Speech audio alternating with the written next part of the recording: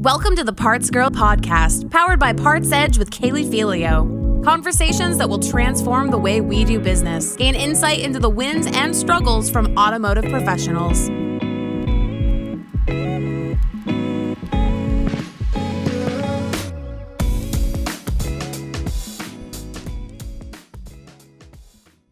Hi, welcome to the Parts Girl podcast. I am here with Richard Mueller. I'm so excited to be interviewing you, and I don't really know anything about you. So this is like new to me.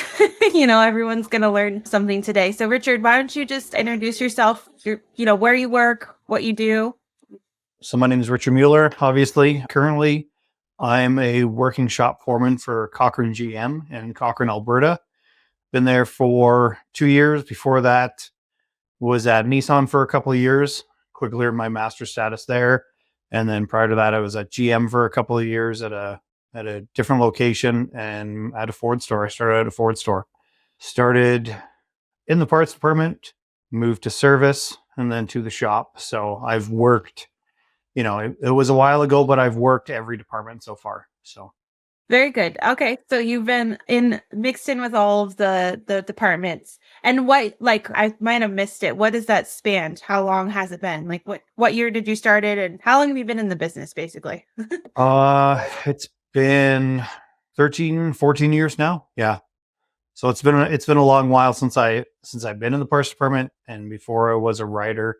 And then we had capacity, and my general manager at the time knew I wanted to be a mechanic, and I went into the shop and didn't look back.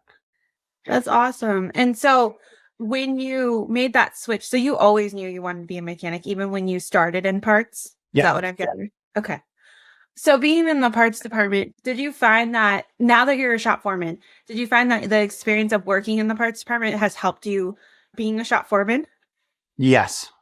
Yeah. Because a lot of people just think, like, especially from a technician standpoint, you just put your request through, and then it's parts didn't get me this and parts didn't get me that. And it just seems to be a pissing match. But working in the parts department helped me change my perspective on that, especially starting out as a parts department and then to service and then to tech. So I got to see everything. And now, as I've been shop foreman now in 3 different stores, and it's helped me a lot with perspective, especially when it comes to techs getting pissed off at parts, getting pissed off at service. It's like, well, did you do your due diligence? Like, it's not just a one-sided conversation. So yeah, it's helped me a lot.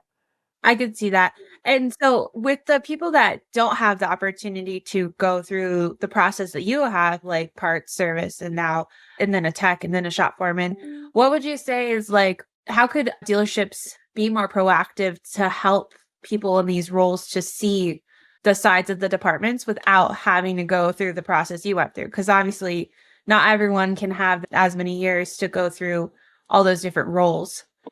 So every Wednesday I have a shop meeting, and my biggest thing is to involve the department. I talk to my parts manager before I have my meeting. I talk to my service manager before I have my meeting. We bring up a quick bunch of points that I need to touch on with my team of technicians, and then I go from there, right? It's not just a one-way street. Like, they're the ones that supply the parts. Service is their biggest customer. So we have to make sure we play along. And I have a great parts department. I have no complaints about that, but I've had issues with parts departments in the past. And yeah, it all comes down to processes and policies. So if you have good processes and good policies set up within the departments, then they should run smoothly for the most part. Yeah. And then you just work through, as issues arise, you have those conversations. So Just takes a leader to, facilitate the process or help facilitate at least. Yeah. Okay. So how long have you been a shop foreman? In total, 7 or 8 years, I want to say. Yeah. Oh, wow. Okay. That's awesome. So what, in your whole experience, what has been the biggest challenge you've faced as far as your career goes? Just an obstacle that you experienced, and how did you overcome it? I wouldn't say a failure, because we always learn from all our failures. At least we hope so. My biggest obstacle would have been managing myself, my emotions. That, it's still, it's a failure, but it's still a learning curve. Years ago, when I was shop foreman for a Ford store, I was being considered for the service manager position, and I ended up having an argument with the senior advisor, and it got pretty heated, and it was in front of a customer. Like, it was in front of not customers, but it was in front of multiple customers. Yeah. And like immediately as soon as it happened, I was just turned. I was like, I knew I was in the wrong. And that was a big learning curve for me. So it was mainly managing myself, Yeah. which can help out with technicians as well. They get managing your own emotion base can really change your perspective, because there's a lot of techs out there that get heated really fast. And the faster you learn how to control that and to control your emotions and make decisions based on rational decisions that rather than emotional based, then life will go a lot more smoothly. Yes. I've done so much. I think I'm going on a year of the podcast and doing interviews. And I ask that question a lot. And a lot of times people, including myself too, just learning, when you're leading people, that comes up a lot of just learning to control your emotions, in a heated, because, we get passionate, we care. Oh, And yeah. learning, to control that's a really hard thing. I think dealership should probably focus on like giving their teams, not even just techs, everyone support on like how to control your emotions. I don't know. I know that's probably something we're supposed to learn in school, but it's just, I don't know. It's just something that it's hard. It's a learning experience. I think another thing too, I don't know if your guys' dealerships do this or anywhere that you worked, is learning different personality types, like understanding, because that really helps too. When you're talking to someone, you're like, okay, this person's probably going to respond in this way and it's probably going to piss me off. So I'm going to make sure I'm not responding in a way. So yeah. Yeah. And you learn a lot of that dealing with like facing customers in the service department. You learn a lot of how to read body language, how to read like tonal inflections, everything like that. You can tell the customer comes blazing in the door, like and how pissed off they are. And then you get the other end of it where customers come in and they give you like the subtlest jabs ever. And you're just like, okay, I know how to play with that one too. So yeah, it's definitely working the service drive helped me in that aspect, That makes sense. But yeah, it's a growth aspect, right? It is. Yeah. And that translates into coworkers too, not just customers. So. Oh yeah. Absolutely. So let's change up to like kind of your personal life. Do you have like any cool things that you do that are fun, hobbies? Do you have a bunch of vehicles that you're working on that aren't fixed? No, I'm a tech. So like the things that I work on outside of work are like my wife's vehicle, my daughter's vehicle, my mom's vehicle, just family stuff from there. I am a purple belt in Brazilian Jiu-Jitsu. That's Wow. kind of the calming aspect for me. That's my focus outside of work. And for people that don't know, what is purple? Like, is that what like level is that? So you're basically you're in the middle. You have, so everybody starts with white belts, and then it goes for adults, it goes white, blue, purple, brown, black. So you get purple belts in the middle. You're the middle child, the most neglected, as it seems sometimes, but I've been doing that since 2015, 2014. Took a couple of years of a break and then back at it. And yeah, that's my stress relief right now. That gives me the mental break that I need to get away from the shop. So I can imagine just watching it. I've watched it before. It's very impressive. And is that something that you do every day, or like how do you fit that into your schedule? Because I feel like a lot of people are like, well, I don't have time to do these things. But you of course, you have to make time to. Yep. Yeah. So how often I do it twice a week. So I go Tuesday, Wednesday evenings. And then I also have a home gym and I try and work out almost every morning. It's just all about routine. If I can't take care of myself, then how am I expected to take care of like my customer base, the vehicle in my bay, or my family, right? So Absolutely. Is there anything else that you do to help like with your, I guess we could call it self-care? Just video to make game. video game? That's Yeah. probably your relief too, right? Because you don't really have to think. Well, you do have to think, but it's like fun. it's less, right? Like there's not so much physical involved with it. Then it's a lot of a mental game then at that point in time. Yeah, that makes sense. I've never gotten into video games. I was like, yeah, no, I never. I think as a kid, we had a PlayStation and we did racing, like ATV racing, but nothing like, oh, and I think the Grand Theft Auto was like out too, but I don't think we were Yeah. allowed to play it. Like, I don't think my Oh, parents, I don't know. I'll blame it on my older brother, but that's the only video games I got into. Okay, so is there any like big decision that you've made in the past year or so? Any big changes in your life that you would want to share? year, no, 2 years. Yeah. That was when I left. I left one dealership. I left the Nissan dealership I was at, and then I went to work back for GM. So And how long were you at that Nissan store? almost 2 years. Okay. So if you can you talk about like that experience of like what it was like to make that decision? And was it hard or was it easy? I mean, sometimes it's really hard to make changes like that. They made it easy for me to make the Oh, decision. I loved working. I loved my coworkers. I loved coming to work. And then it was just shitty management. That's all that it came down to. It was just, you know, continual micromanaging. I had a manager that promoted me to shop foreman, gave me all the responsibilities and all the duties, refused to pay me or compensate me for it in any way. Kept giving me roundabout excuses, roundabout answers, never gave me a direct answer.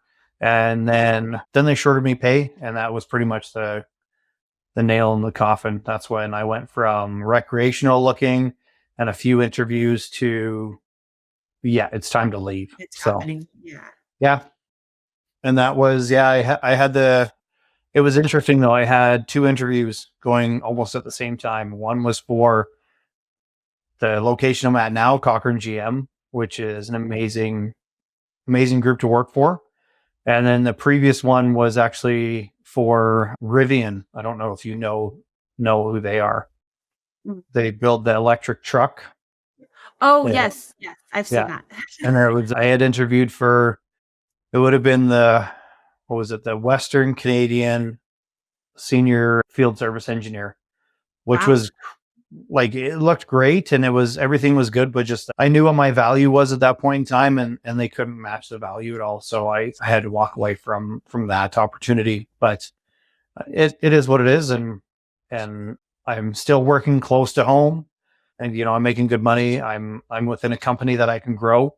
So that was a big thing for me, was to come onto a company that I can progress past the possibly past the bench once that opportunity's there. So I think that's really important, especially for dealerships to understand that it's not it is about compensation, but it's not all about compensation, because you also need to have good management to enjoy your job and do your job, and also not feel like there's a ceiling, right? We always want to feel yeah. like we can do more, especially with, I mean, not everyone's like that though, but some personalities are like that. And it's important to identify that for sure. So, is there any qualities that you admire in certain people that you work with that are cool, like just anything cool that you like about people? Yeah, my service manager is extremely level-headed. He lets me do my job. He just focuses on the service drive, and he just lets me run the shop. We get along great. Our personalities don't clash at all. That's good. He supports my decisions that I make, and yeah, he's just doesn't micromanage me. Lets me, like I said, he lets me do my thing, and just supports the decisions I make. My president, yeah, when we were taking over, I now have a president of my dealership, and he's an ex NHL player, so he has a really big like go go go attitude, and doesn't like hearing the word no. Like if he asks you a question, you just look at me, you're like, no, that's like, right away he's like, why not? Why can't we, let's figure this out. Let's go push forward some way else. So Yeah. he's extremely, but he's admitted that. He goes, he's just not used to losing, right? Being a professional, coming from that professional athlete side, he is not used to losing. He's not used to being told no. There's a lot of things he's not used to, but at the same time, his attitude makes me more competitive, if that makes any sense. Yeah. He like inspires you to be more competitive. Yeah. Yeah. And that's important to have someone like a leader like that does have that like winning mentality, because, winning is important, but also it's totally different than, running a dealership, I guess, is a little different, right? Oh yeah. He's learning a lot. He's learning a lot there on that aspect. He jumped in the deep end with concrete blocks tied to his ankles pretty much, but he's swimming still. It's pretty impressive to watch. That's good. He's swimming. Well, yeah, now he's in. He won't leave. Yeah. Because that's the whole story, is once you're in, you don't leave. Okay, so based on your experience, like in the parts department and even service too, I guess just your overall experience, what's your perspective on vendors and services that could help dealerships? Like, how do you, it's hard because there's so many out there, right? To look at. How do you figure out what you guys need to make your guys' process better, make things better? Oh, there's so much out there. Like, especially on the service side, like with all the consultants and all, like, the moment you hear the word consultant out of somebody's mouth, you just kind of want to, like, there's the door, go away. Yeah. A lot of it's trial and error, because you can bring in multiple people and try and train people, but a lot of the times it's just going to be trial and error with a lot of that, especially on the service side. Do you go with a consultant? Do you go with, especially if you're part of a larger group, what works for one larger store won't necessarily work for another store with a different demographic. Yeah. Vendor wise, as a shop foreman, I'm always getting, bombarded with, I have, anybody that wants to come in and control our shop supplies. It's like, I have one company called Reynard's, and then I'm being hounded by, what's the other one? But they're always like, I always have people coming in and they're like, or I have like Wins and like BG. Yeah. So they're always hounding, right there. You just have to, okay, give me your prices. I'll look at your prices, get me. And if they're good, there's been a couple of them that have come in and like, give me a name of your customer. And they're like, whoa. We don't talk about any of our other customers. I'm like, okay, well then I'm not going to do business with you. If I can't reach out to another customer of yours and find out how you treat them, then I don't want to do business. So a lot of that comes down to that. But yeah, there's a ton of vendors out there. I don't think people understand how, from my off-brand parts stores, I have 2 in town and then all the ones around the city. So yeah, people seem to think that there's the shop and they don't seem to think outside that bubble. But as a shop foreman, it really expands that. So yeah, it does. It's almost like vendor management. If you look at like a fixed ops director, service manager, or parts manager, all the vendors just wanting to talk to them about what they do. I just, I hear that all the time. Like, it's constant. So it's hard as a vendor to get through. But yeah, it is. But I mean, that's like, I have I have a huge stack of business cards from multiple vendors that have come in and they're like, oh yeah, we're doing this and this, and here's my card. And I'm like, okay, well, give me a price sheet. Let me see what kind of prices we can compare you to. And then give me another customer to call. And they're like, right away, they ask questions. And there's been a few that have come in and they're like, yeah, here's my business card. Here's this customer. If you want to call and talk to them, this is the person's name. Go ahead. And it's like, okay, like that. Now you're ready to play ball, right? So that makes sense. So that's the way to get to you, is give a price sheet, give a reference. Pretty much. So Yeah. it's like an interview, right? Like, you want my business, then you got to earn it, right? I have enough vendors knocking on my door that I have no problem looking at one price point sheet and looking at the other. Like, okay, well, prices are kind of similar, but I'm going to go with who treats me better, right? I'm not going to go. I'm not. If prices are similar, I'm not going to pick the person who's going to treat me like a jackass when they walk in the door. I'm going to pick somebody who, cares about the business, knows me when they walk in the door. Like it's the one other company was Worth. That's the one. And I think I've seen like the one rep come in and he's like, oh yeah, I'll be here every month. And then 3 months down the road, he wanders in the door and I'm like, where have you been? Like you said you'd be here every month. So yeah, it's a lot of that comes down to, sticking to their word. Well, that makes sense. Yeah.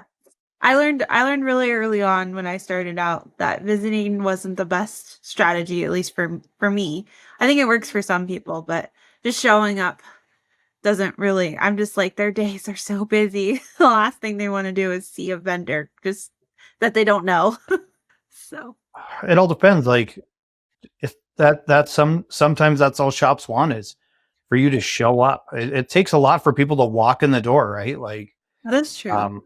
Yeah. and that if you have the guts to just walk in and be like, who do I talk to? Do I talk to the parts manager? Do I talk to the service manager? Is there a working or non working shop foreman? Is there assistant service manager? Who do I talk to? Like, yeah, barge in like a bull in a china shop and lay it all out for them. And that's a lot of people they'll see the confidence and they'll be like, okay, well, you know what? Let's compare your prices. Give me a reference.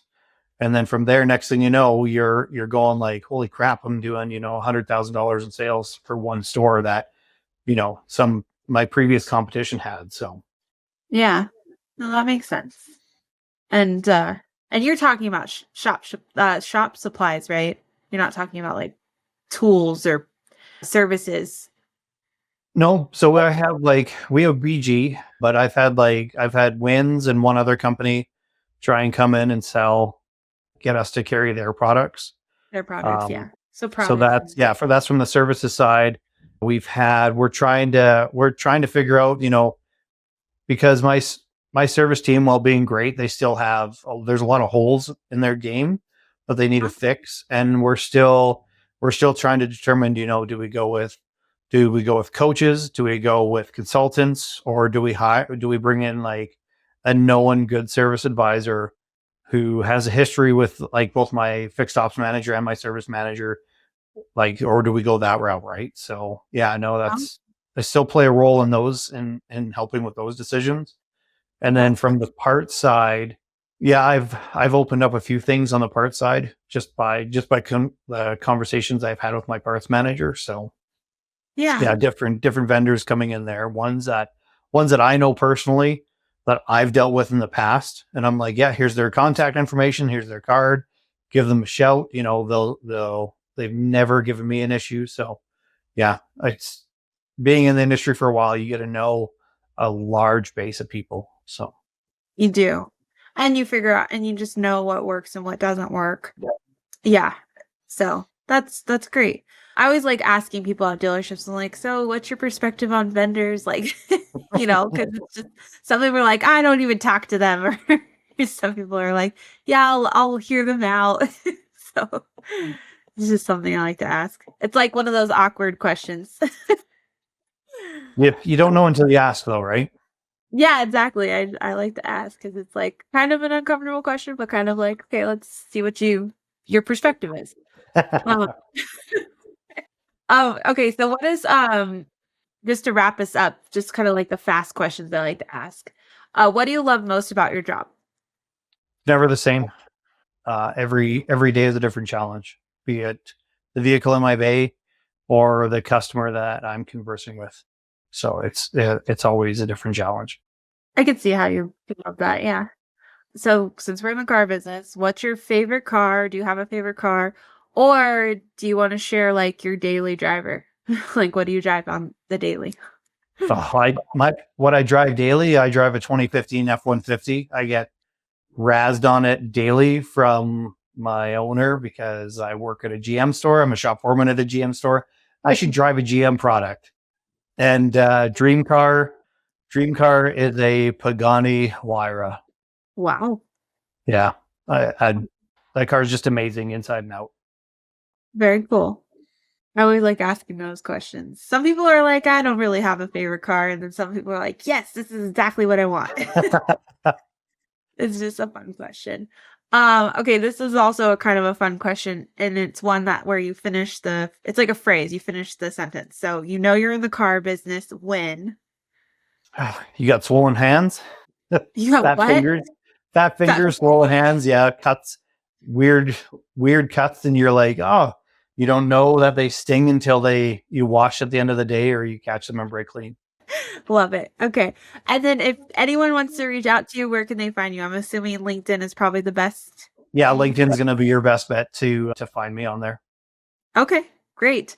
Well, I appreciate you coming on the show. Is there anything else you want to add to wrap? Like, is there any questions you want to ask or anything you want to share before we close? No, not really. I'm pretty simple when it comes to this stuff. So Yeah. Well, thanks for coming on the show. thanks for having me. Thank you for joining us. PartsEdge, the power tool for your parts department. We hope you're leaving feeling motivated, challenged, and inspired.